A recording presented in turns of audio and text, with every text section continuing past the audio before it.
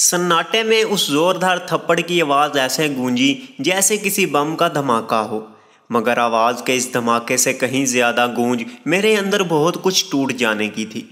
مرزا صاحب نے اس تماچے کے بعد مجھے کچھ کہنے کا موقع ہی نہیں دیا اور چینخ چینخ کر مجمع کو بتانے لگے کہ گزشتہ رات ان کی چھت پر کوئی اور نہیں، میں کودا تھا۔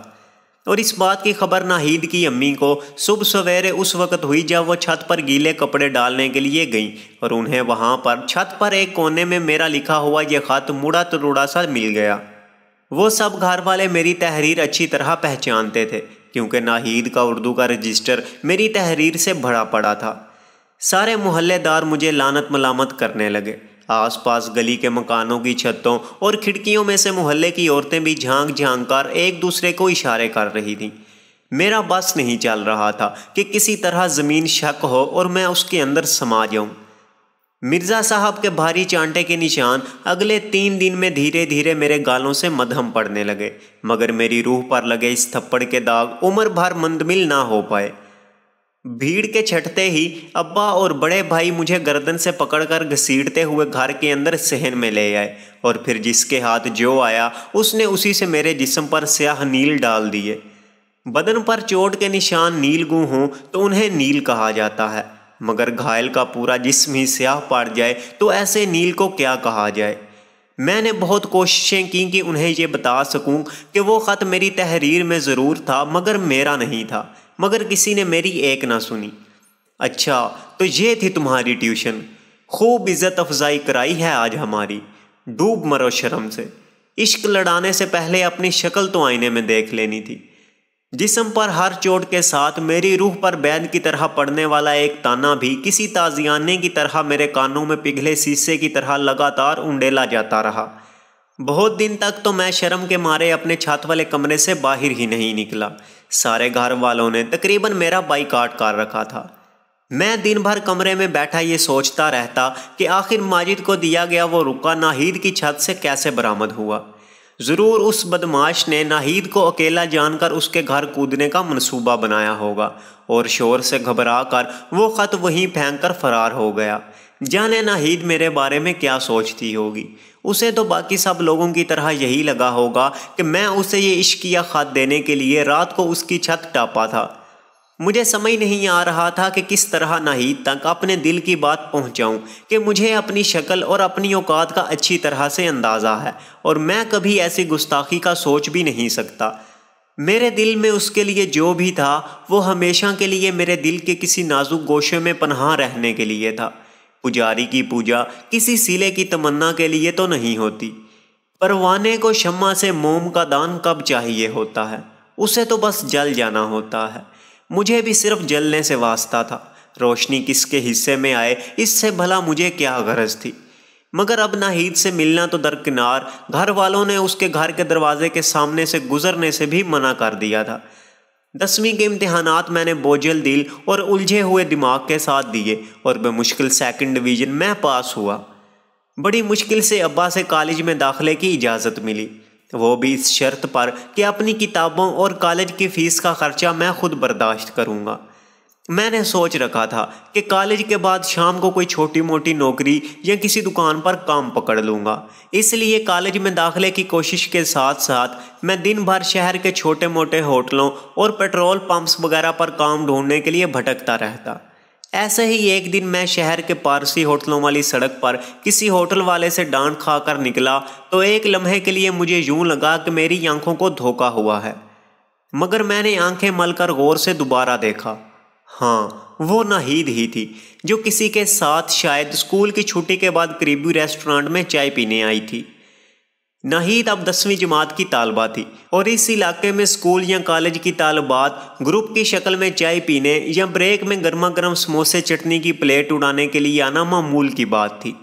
میرا دل زور سے دھڑکا، شاید آج ہی وہ موقع تھا جب میں ناہید سے مل کر اس کی غلط فہمی دور کر سکتا تھا، مگر جانے اس کے ساتھ اور کون کون ہوں گی، اور اگر کہیں ناہید نے برا منایا اور غصہ کیا تو پھر کہیں ایک اور تماشا کھڑا نہ ہو جائے، اور اگر کہیں ناہید نے گھر جا کر اپنے والد کو اس بات کی شکایت کر دی تو پھر تو میرے ابا کے ہاتھوں میرا خون ہونا لازمی تھا۔ مگر میرے پاس اور چارہ بھی کیا تھا۔ جانے پھر دوبارہ ناہید سے زندگی میں اس طرح آمنا سامنا ہو بھی پائے گا یا نہیں۔ مجھے ایک بار کوشش تو ضرور کرنی چاہیے۔ آخر ناہید نے خود بھی تو مہینہ بھر مجھ سے پڑھا ہے، میرے بارے میں کچھ اندازہ تو اس نے بھی لگایا ہوگا اتنے عرصے میں نے تو کبھی نظر بھر کر اسے دیکھا بھی نہیں۔ میں اپنے آپ سے لڑتا، خود ہی فیصلہ کر کے انہیں رد کرتا رہا، اور پھر اپنے اندر کی جنگ سے گھبرا کر میں نے مزید کچھ سوچے بنا اس کیفے کی طرف قدم بڑھا دیے۔ اندر بہت رش تھا، کالج کی لڑکیاں، لڑکے، عام لوگ، کچھ مستقل قسم کے گاہک نما بوڑھے بھی کھڑکیوں کے پاس قبضہ جمائے بیٹھے ہوئے تھے اور حسب معمول ایسے ہی باتیں کر کے آہے بھر رہے تھے کہ ان کا دور کیسا سنہری تھا۔ اب تو بس افراتفری اور نفسا نفسی کا عالم ہے۔ شاید انسان کی ازل سے ابد تک یہی ایک مجبوری اور کمزوری رہی ہے کہ وہ اپنے حال کو کبھی بھی دل سے برت نہیں پاتا، اپنے حال سے کبھی لطف اندوز نہیں ہو پاتا، اور وہی حال بیت کر جب اس کا ماضی بن جاتا ہے تو وہ اسے یاد کر کر کے آہیں بھرتے ہیں کہ آہ کیا زمانہ تھا، کاش ہم اپنے حال میں بھی ماضی جیسی مٹھاس بھرنے کا کوئی جادو سیکھ پاتے۔ میں ماضی اور حال کی اس تکرار کے درمیان حال میں کھڑا ادھر ادھر ناہید کو تلاش کر رہا تھا، اور پھر وہ مجھے ایک کیبن کے پردے کی اوٹ میں بیٹھی دکھائی دے گئی۔ مجھے کچھ اطمینان ہوا کہ چلو اس کے ساتھ زیادہ بھیڑ نہیں ہے، لہٰذا بات کرنے میں آسانی ہوگی۔ میں دھڑکتے دل کے ساتھ چھوٹے چھوٹے قدم اٹھاتا کیبن کے پاس پہنچ گیا۔ بہرحال کچھ دیر پہلے ہی چائے کے کپ میز پر سجا کر واپس پلٹا تھا۔ ناہید کسی سے بات کر رہی تھی اور اس کے سر پر اس کی سیاہ چادر ہمیشہ کی طرح سلیقے سے ٹکی ہوئی تھی۔ میں نے دل کڑا کر کے زور سے کھنکار کر اپنی موجودگی کا احساس دلایا اور دھیرے سے ناہید کو سلام کیا۔ اس کی سہیلی ابھی تک پردے کی اوٹ میں بیٹھی ہوئی میری نظر سے اوجھل تھی۔ ناہید نے چونک کر میری طرف دیکھا اور مجھے دیکھتے ہی اس کے چہرے کا رنگ جیسے اڑ سا گیا۔ میں نے دلاسا دینے کے لیے قدم بڑھایا کہ میرا مقصد اس کی بدنامی نہیں ہے، میں تو صرف اس کی غلط فہمی دور کرنا چاہتا ہوں، مگر کیبن میں بیٹھے دوسرے شخص کو دیکھتے ہی خود میرے حواس ایک پل میں ہی کسی جھماکے سے بلب کی طرح فیوز ہو گئے۔ ناہید کے سامنے کوئی اور نہیں، ماجد بیٹھا تھا، وہی ماجد جس نے مجھ سے ناہید کے لیے وہ رکا لکھوایا تھا اور جس کی وجہ سے سارے زمانے نے میرے نام اور وجود پر تھو تھو کی تھی۔ ماجد بھی پل بھر کے لیے گھبرا گیا۔ میں تیزی سے واپس پلٹا اور کیفے سے نکل گیا۔ ماجد میرے پیچھے دوڑتا ہوا باہر تک آیا اور زبردستی میرے راستے میں حائل ہو کر معذرت کرنے لگا۔ معاف کر دے یار پری، میں خود تجھے بتانا چاہتا تھا مگر ناہید نے منع کر دیا تھا کہ فی الحال معاملہ بہت گرم ہے، ذرا بات ٹھنڈی ہو جائے تو پھر تجھ سے بات کروں۔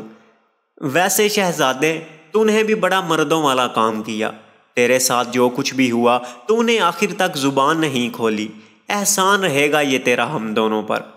میرا سر تیزی سے چکرا رہا تھا۔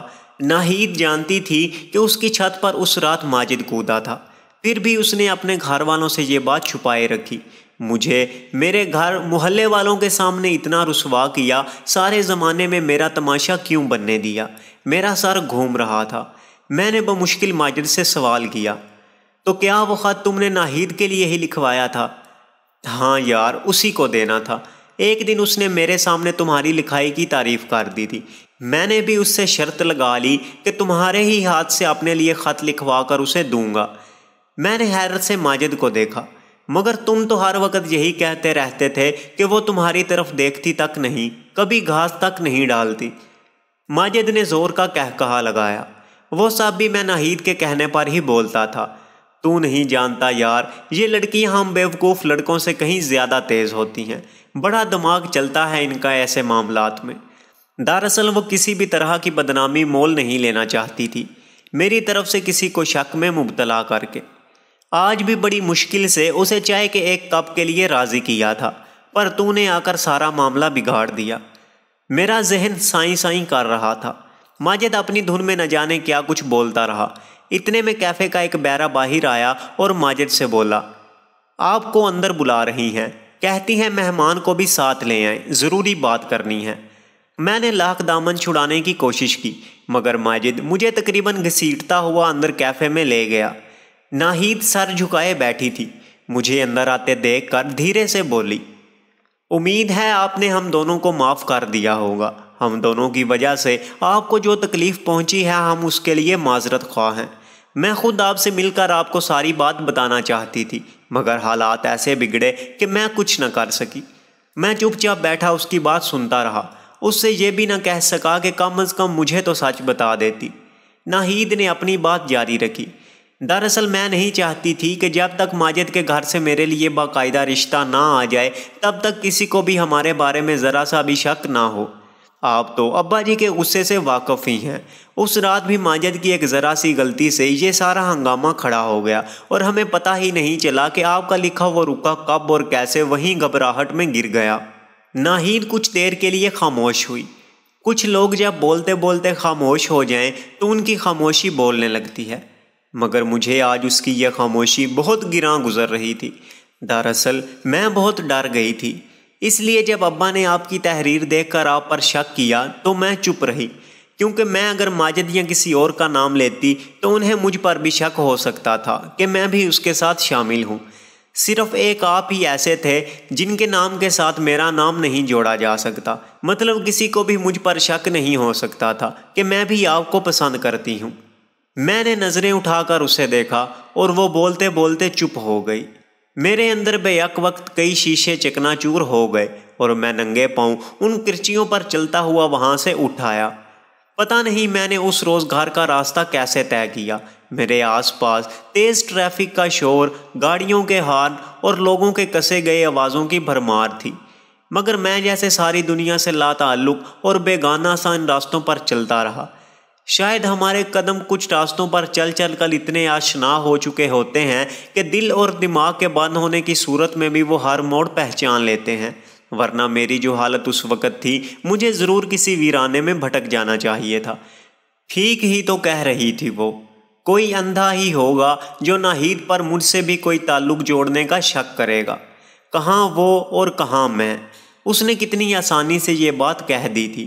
بعض حقائق ہم پر پہلے دن سے ہی روزے روشن کی طرح عیاں ہوتے ہیں، مگر پھر بھی کسی کی زبان سے ان کی تشریح ہمیں کس قدر سوگوار کر دیتی ہے۔ ہم کمزور انسان اپنے اندر اتنی خود فریبیاں کیوں پالے رکھتے ہیں؟ شاید اسی لیے اپنی پیدائش سے لے کر اپنی موت تک انسان جانے کتنی بار ٹوٹتا ہے۔ مگر ناہید کی پسند ماجد کیسے ہو سکتا ہے؟ سارا محلہ ماجد کے قصوں سے واقف تھا، مگر پھر بھی ناہید۔ میرا ذہن سن ہو گیا۔ مطلب یہ ہوا کہ انسان کی ظاہری شخصیت ہی آخرکار فتح یاب ہوتی ہے۔ یہ اندر کی خوبصورتی، دل کی سچائی وغیرہ جیسی فضول کتابی باتیں ہمیشہ کی طرح ایک بار پھر یکسر غلط ثابت ہو گئی تھیں۔ شاید یہ ساری کتابی تکرار مجھ جیسے پری زادوں کی تسلی کے لیے ہی تھی۔ میرا داخلہ گورنمنٹ کے ایک کالج میں ہو چکا تھا، مگر میرا دل کالج جانے کے لیے آمادہ ہی نہیں ہو رہا تھا۔ 10ویں جماعت تک ایک ہی اسکول میں پڑھتے پڑھتے سارے استاد اور طالب علم میرے نام اور میری صورت کے تضاد کے عادی ہو چکے تھے اور انہوں نے میری بدصورتی کو کسی معمول کی طرح قبول کر لیا تھا۔ مگر کالج جاتے ہی یہ ساری بحث ایک بار پھر سے تازہ ہو گئی۔ بہت دنوں تک کلاس میں، کینٹین میں اور کالج کی راہداریوں میں مجھے پھر اسی تجربے سے گزرنا پڑا۔ وہی طنز بھری مسکراہٹ، جملے اور حقارت بھری مثالیں۔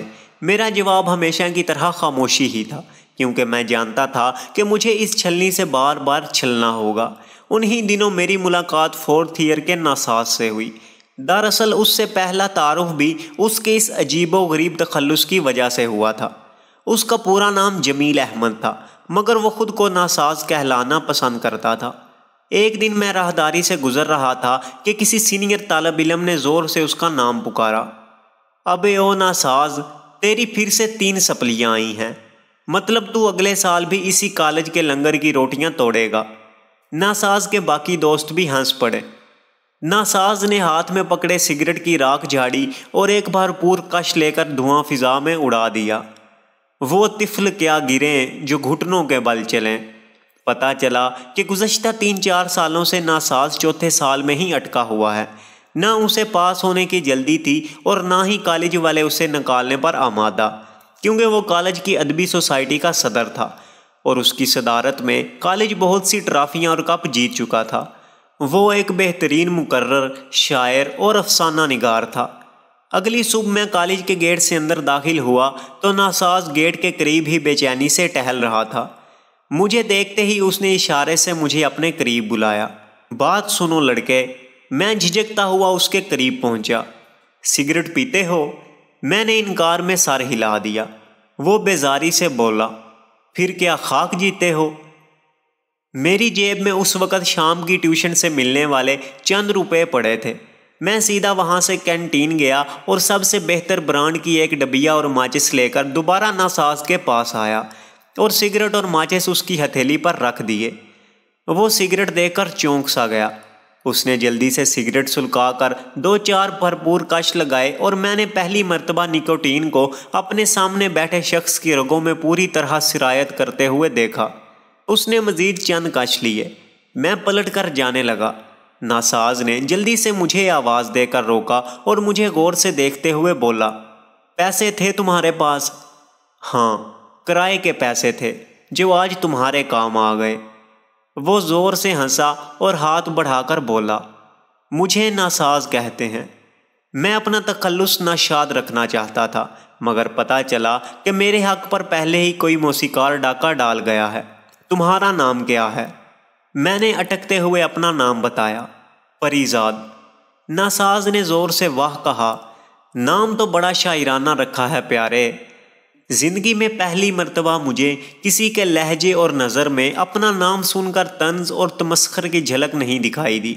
یہ میری اور ناساز کی دوستی کی ابتدا تھی، میری زندگی کا پہلا دوست، جس سے بات کرتے ہوئے میری زبان لڑکھڑاتی نہیں تھی اور نہ ہی مجھے ٹھنڈے پسینے آتے تھے۔ سگریٹ اس کی زندگی کا ایک ایسا لازمی جز تھا کہ کبھی کبھی مجھے یوں محسوس ہونے لگتا تھا جیسے ناساز سگریٹ کو نہیں، سگریٹ دھیرے دھیرے ناساز کو پی رہا ہو، نگل رہا ہو۔ وہ مجھ سے عمر میں 5-6 سال بڑا تھا، مگر اپنی باتوں سے وہ کوئی بوڑھی روح دکھائی دیتا تھا۔ چند ہفتوں کے بعد شہر کے تمام مردانہ اور زنانہ کالجوں کے درمیان تقریری مقابلے ہوئے تو ناساز کا جادو سر چڑھ کر بولنے لگا۔ میں ایسی تقریبات میں جانے سے حتی الامکان گریز کرتا تھا، مگر وہ فائنل مقابلے کی تقریب میں مجھے کسی طرح زبردستی پکڑ کر لے گیا۔